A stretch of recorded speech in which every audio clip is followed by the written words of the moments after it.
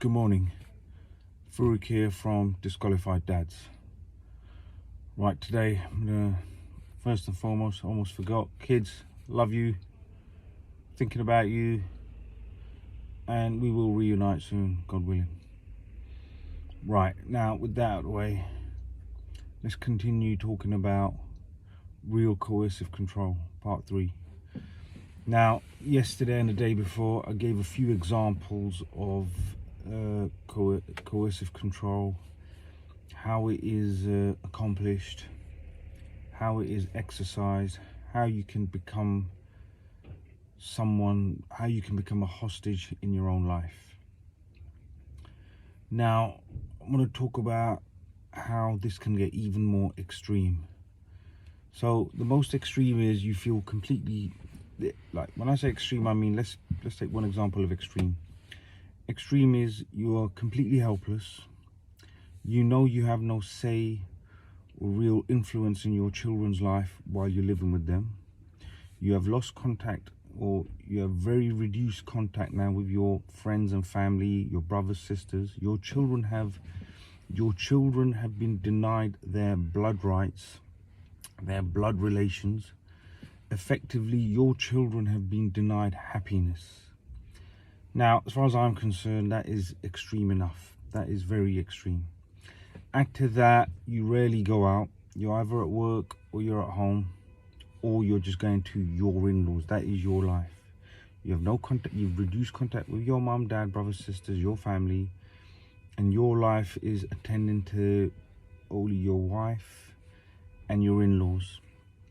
And your children and everything, all decisions are based around what your in-laws think.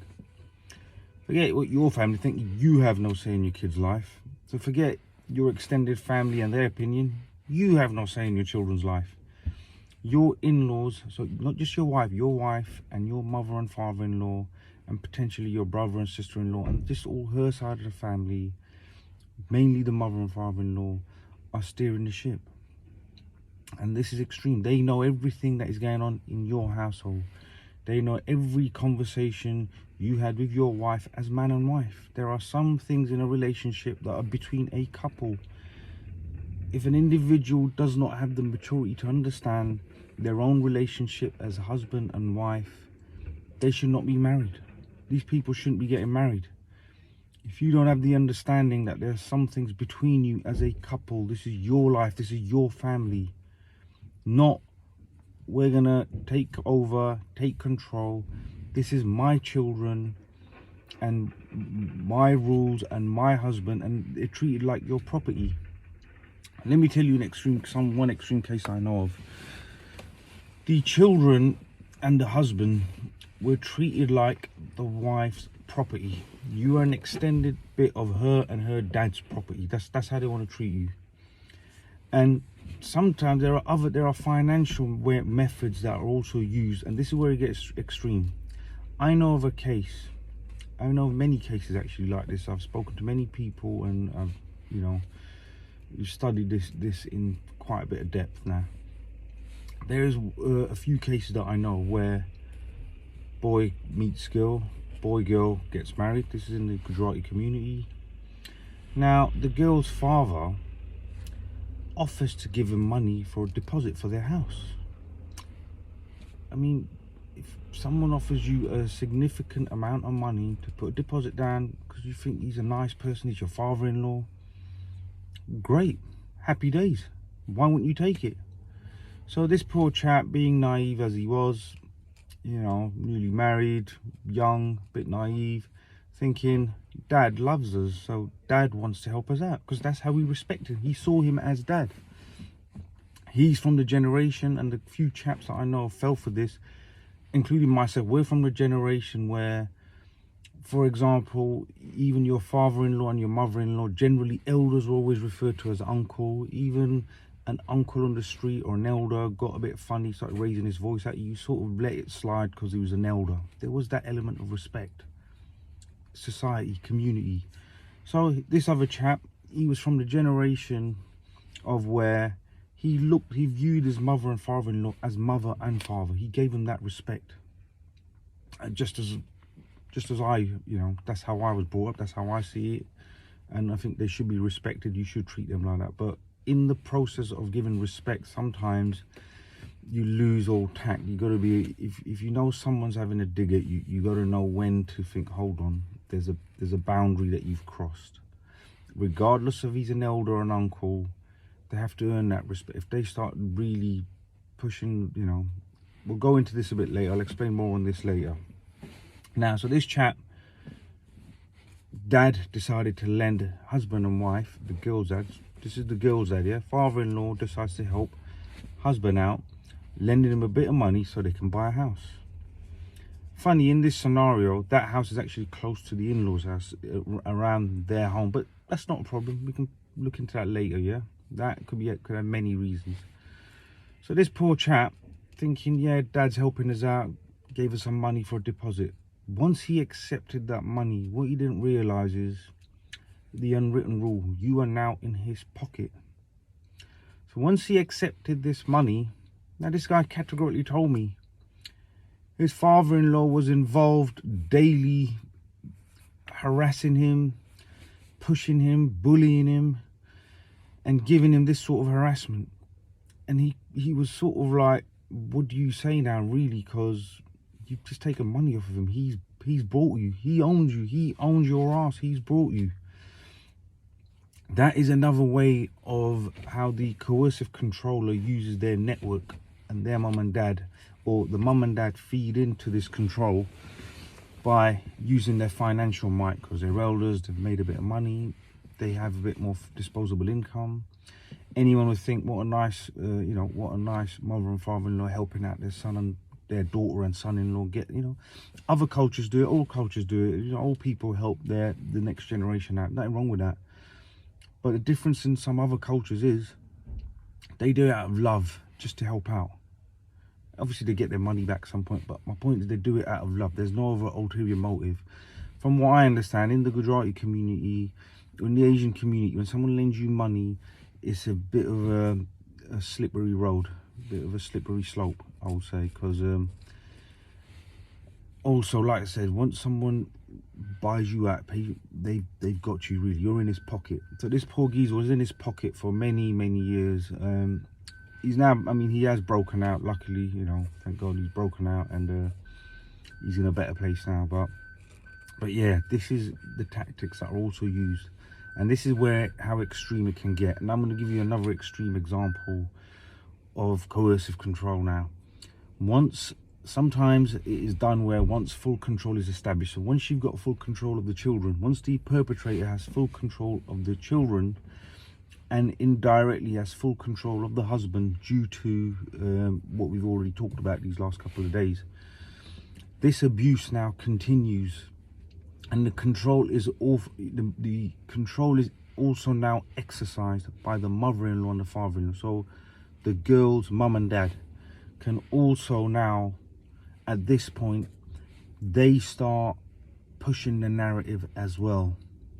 Now, in the Asian community, you have to understand, there's a lot of people that don't talk directly. The old school especially, they will tell you stories, they will talk about a subject, talk around it. You start thinking, is he talking about me? Is he relating it to me? Sometimes they're not that direct, but some of them, unfortunately, some people are very direct, and they know how to push the line.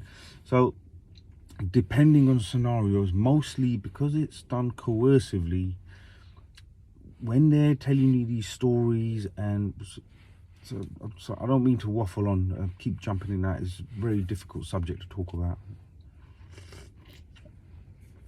Now let me go back to the extreme coercive control. This is the point I was making.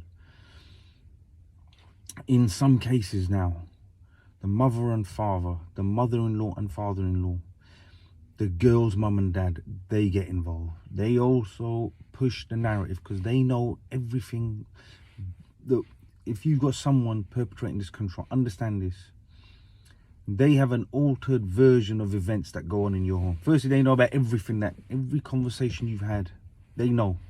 Because the perpetrator normally is a weak person.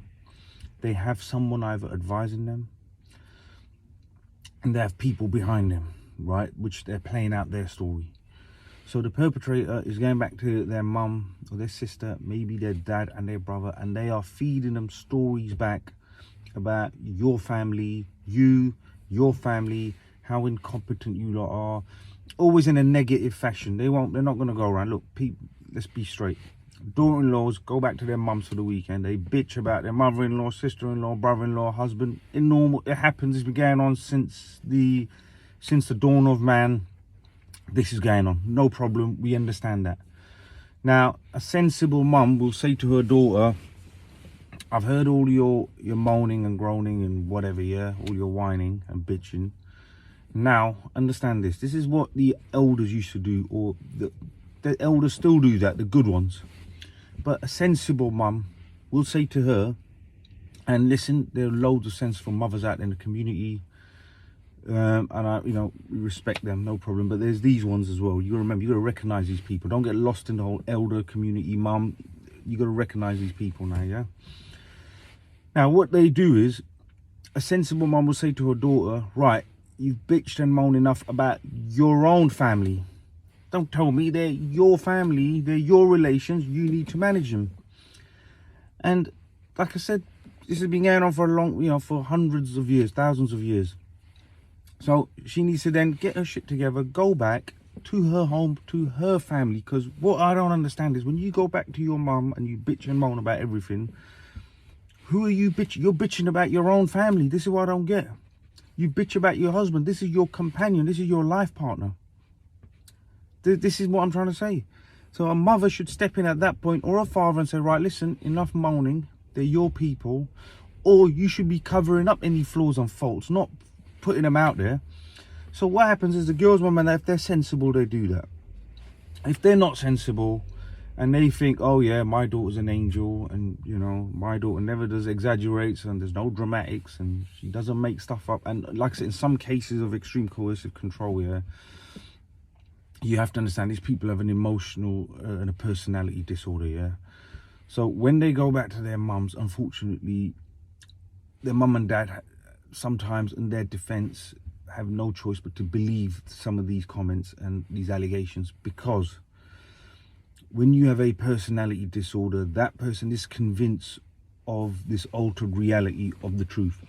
So for example, I'll give you a small example of a personality disorder, just so we all know what we're talking. It all starts from control, coercive control, personality disorder, alienation. It all stems in from this, yeah. What happens is, for example, let's say your partner decides to make you breakfast. You don't even want to eat. And they insist on making you a breakfast that morning. You think, okay, fair enough. If you insist, really, then I've got no choice, I'll have it. So you force yourself to have a breakfast that you didn't want because your wife has made it with love and affection. Nice thing to do, no problem. Don't want it to go waste, so you're going to have it. Then when your partner, say, goes to work after that, after making you breakfast, they go to work, or they go to their mum and dad's, or they go to the school mums club, or whatever, wherever they're meant to be, they get there. And this is an example I'm giving you of how things are portrayed to the world. You got to understand, the outside world doesn't know that you, the husband, you're the real victim here. The outside person, anyone outside, including your own family, may believe all of the time that your wife is the victim. You got to remember, they have a victim face permanently plastered on. So they now get to their next appointment, right? And let's say they're late. Why are you late? You got to understand, this is a default position that happens automatically. They don't even have to try. It's, yeah, because he forced me to make him breakfast. And the poor husband at home, he has no clue of what's being said, why it's being said, how it's being said. He has no idea. So let's say she goes and tells her mum that. She's late to see her mum. Well, oh, he forced me to make him breakfast. So then when you pop in over there a few days later, they're looking at you funny. They're treating you funny. They should know that their daughter's a drama queen, that she's lies, she's got a personality. But in order to cover that up, it's easier to blame you because you're an outsider. They don't think you're a son. You might think they're mum and dad, but you're not their son. They don't treat you like a son. They don't know what love and respect is because they're in charge. They're in control. 15 minutes. I'm going to cut this and come back on the next take. Thank you.